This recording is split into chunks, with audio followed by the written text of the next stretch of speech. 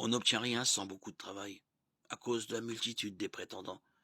Chacun veut attirer à soi la fortune, de sorte que chacun de ceux qui désirent de s'enrichir a à combattre tous les autres. La plupart du temps, on n'obtient rien, ou du moins, on obtient peu. Jamais on obtient tout ce qu'on veut. Quel chagrin d'être frustré de ses désirs et du fruit de tant de fatigue. Les désirs sont toujours accompagnés de crainte, et la crainte est la plus grande de tous les maux. Un auteur dit qu'un homme qui a beaucoup de désirs est comme un pauvre, une pauvre mère, qui se voit environnée d'enfants, qui demandent du pain et qui n'en a point. Quelle peine de les voir ainsi mourir de faim. Nos désirs des biens de la terre sont des tyrans. Pour peu qu'on leur cède, ils deviennent nos maîtres, et ils nous poussent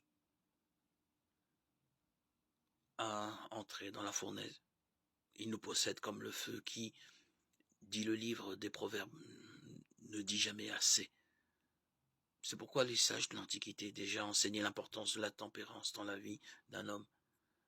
Tempérer ses désirs par la raison, comme le cavalier maîtrise sa monture.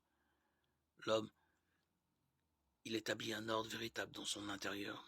Il se commande lui-même, il se discipline. Il devient ami de lui-même. Il est tempérant et plein d'harmonie.